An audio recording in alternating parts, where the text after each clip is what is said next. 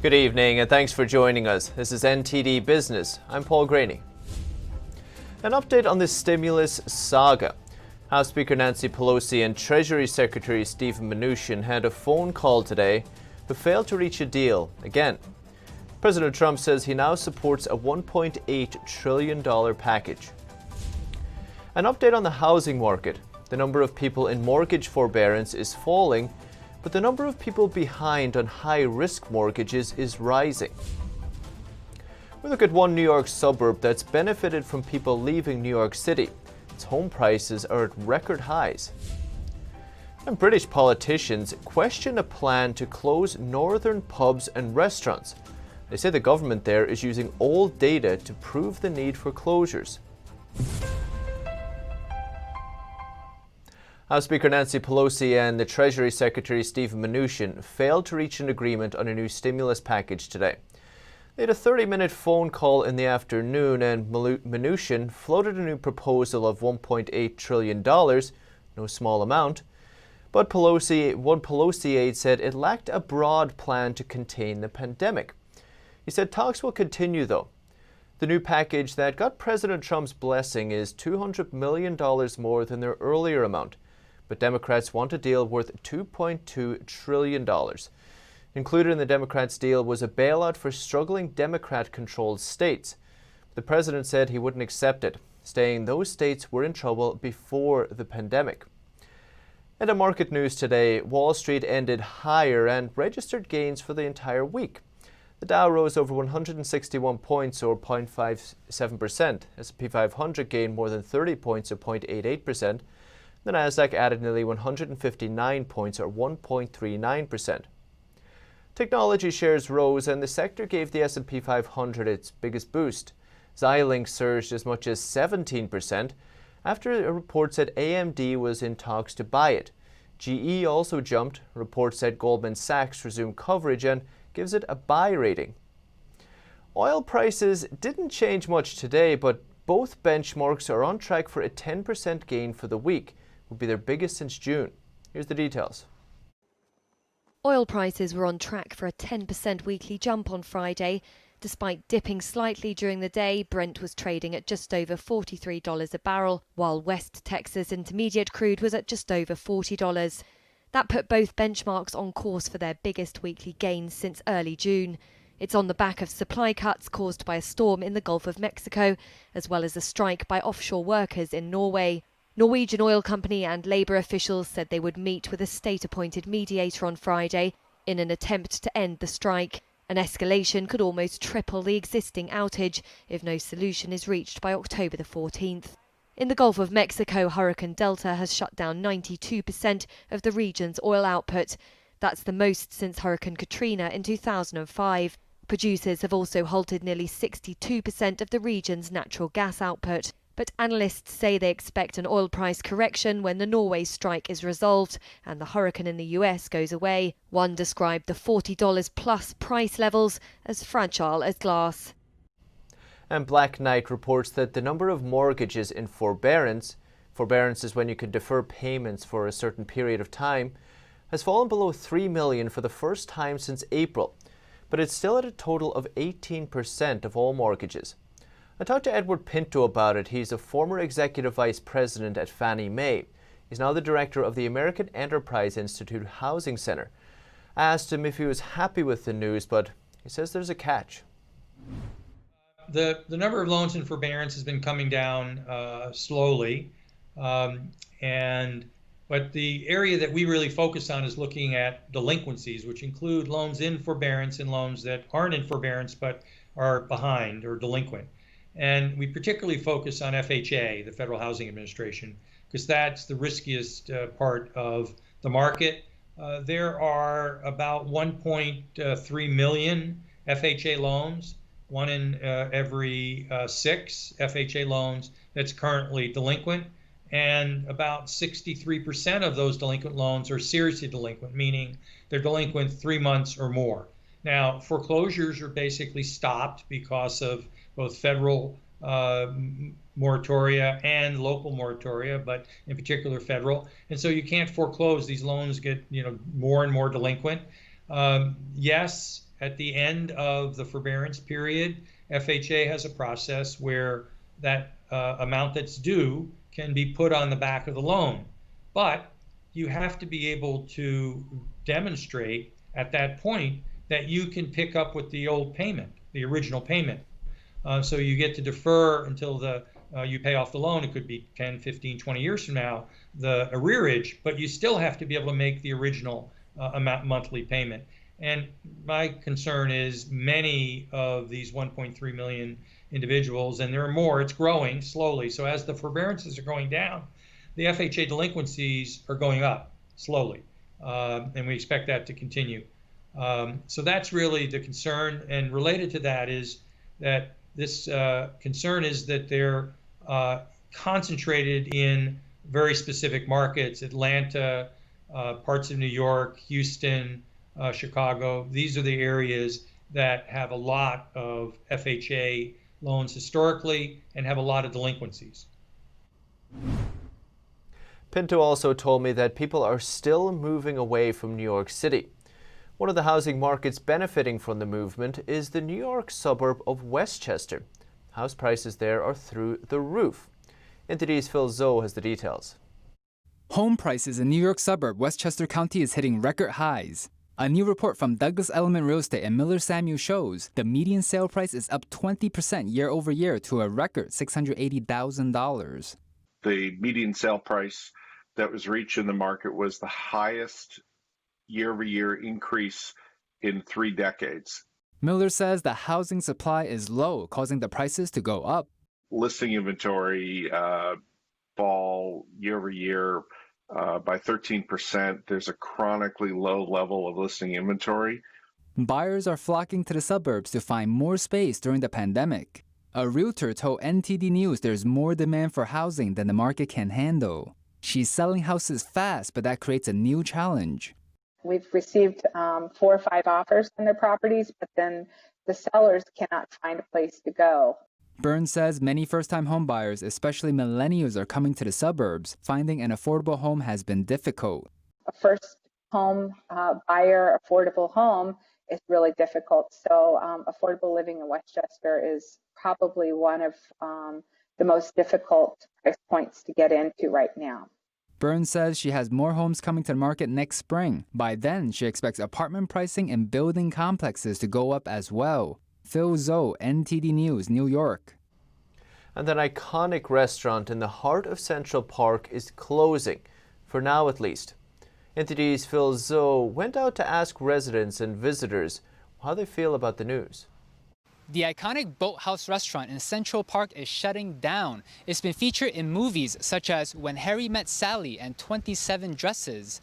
All 163 workers had to be laid off just before the city opened up for indoor dining. New Yorkers are upset to see the restaurant close. No, I think it's a shame. It's one of the real iconic places in Central Park, and I know I've gone there many times over the years.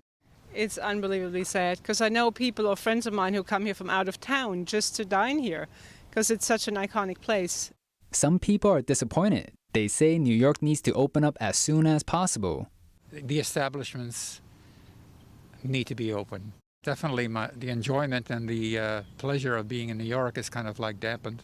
Definitely a disappointment. New York is all about culture. Culture is about restaurants, among other things, and foods. The city just opened indoor dining at 25% capacity. Anke says that's not enough. Restaurants are closing. It's still sad because I know the restaurant owners, they're really going to have to close. Earlier this week, New York's governor and New York City's mayor identified 20 zip codes where a mix of schools, restaurants, and non-essential businesses are forced to close. The governor has already shuttered over 200 restaurants. The owner of the Boathouse says he hopes to open back up next spring. Phil Zoe, NTD News, New York. And White House Economic Advisor Larry Kudlow said U.S. automakers are seeing so many sales, they need to hire more production line workers. The U.S. auto industry usually doesn't do very well during economic slumps, but demand for new vehicles has quickly rebounded this time. Overtime at auto parts plants are now averaging 4.3 hours a week. That's up from 3.8 hours in January and February, even before the pandemic. And some British politicians are accusing the government there of cobbling together statistics to justify shutting down pubs. The health minister and the chief medical officer invited local politicians to a scientific briefing. But the politicians claim they were shown meaningless data that was old and outdated. They're now calling it the dodgy dossier. 149 politicians from the Midlands and Northern England, currently the highest impacted COVID areas, were asked to attend a scientific briefing on new data. They said the analysis was supposed to prove that pubs are the biggest spreaders of the virus, but they claimed they were shown a 3-month-old survey from the United States and data from just 98 cases in the UK. The information presented showed that about 30% of infections occurred in pubs and restaurants. It said only about 3% of infections happened at home. But this is vastly different from the National Health Service's track and trace data that tracks millions of people. It says that only 5.5% of infections happen in pubs, restaurants and churches, while it says 75% of infections occur in the home. One of the data sets that was shown to the politicians relied on only 98 cases, and it didn't prove that people caught the virus in the pubs. Another data set used from the US was from July. That study relied on only 154 people. It found that people who tested positive were twice as likely to have eaten in a restaurant in the last 14 days before being tested. More pub and restaurant closures are expected to be confirmed on Monday. And do you feel more productive when you work from home? Does your employer think so? Well, according to a new survey in the UK, companies are twice as likely to report a drop in productivity when staff work from home. Could imagine why. Could mean remote work isn't a good long-term option for businesses, although a few industries did report an increase in productivity. Does working from home reduce productivity? British companies are warning that's the case. In a UK government survey, twice as many businesses said productivity fell when employees work from home. Productivity is measured as output per worker. It was already a problem in the UK even before the pandemic. The UK's Office of National Statistics says 24% of businesses reported a decrease in productivity. Half that amount, only 12%, reported an increase in productivity. 52% said there was no change, 12% said they weren't sure. The industry hardest hit was manufacturing. 46% reported decreased productivity because of employees working from home. The second hardest hit was real estate at 39%, and third was professional, scientific and technical industries at 34%. As for industries reporting an increase in productivity, accommodation and food services stood out. They reported about a 45% increase. Across all industries, 19% said they intend to implement working from home as a permanent business model. 67% said they wouldn't use it in their business model going forward. And still to come this evening. 2 European companies drop Huawei for Nokia. Analysts say more companies might follow suit. And one of Beijing's closest allies says it's banning TikTok. It says the app wouldn't block inappropriate videos. And more after the break.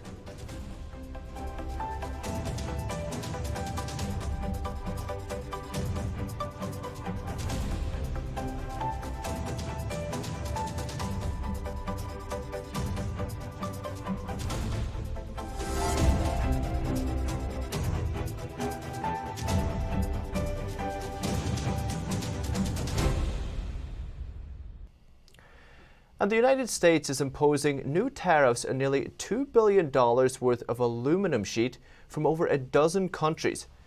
The preliminary determination says the countries unfairly dumped aluminum. That means it came from foreign countries at artificially low prices. Commerce Secretary Wilbur Ross told Fox Business the United States is imposing new tariffs on aluminum sheet products from 18 countries. The U.S. determined that the goods were being dumped and, in some cases, unfairly subsidized.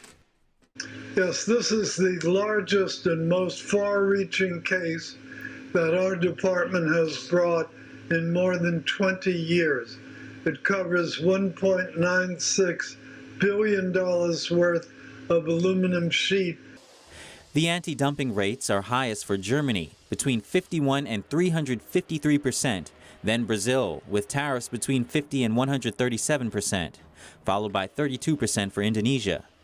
China is not on the list because the Trump administration already imposed tariffs on Beijing's aluminum products, but they're still making their way here through other countries. Chinese excess capacity has been dumped into other markets. That in turn displaces production, which gets dumped here. Ross said this is a preliminary determination, with a final ruling expected in February of next year. It comes after the United States International Trade Administration launched an investigation. American aluminum producers complained the industry was being materially injured by imports of aluminum sheet from the 18 countries. And European companies are starting to drop Huawei for other suppliers. Two major carriers in Belgium have picked Nokia to help build their 5G networks.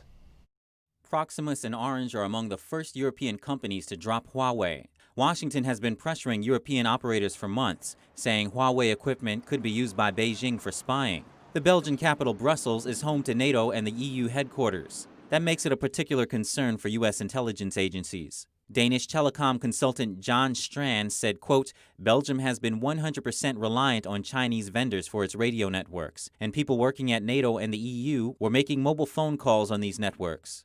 Strand says the operators are sending a signal that it's important to have access to safe networks. Washington welcomed the decision. Huawei denies the allegations, but says it's fair competition. It's supplied equipment in Belgium for more than a decade. Telenet is now the only Belgian carrier that hasn't decided which company to go with for 5G, a decision it says could come early next year. Telenet relies on another Chinese company, ZTE, for equipment. EU members have been stepping up scrutiny of high-risk vendors. Analysts say other European carriers will likely follow suit. The shift away from Huawei has mainly benefited Nokia and Ericsson. And still to come this evening. Billionaire Richard Branson chooses West Virginia for his Hyperloop travel system. It can go as fast as 600 miles an hour. And diamond traders in Dubai and Israel see a bright, sparkling future ahead, thanks to the recent peace deal. Find out more after the break.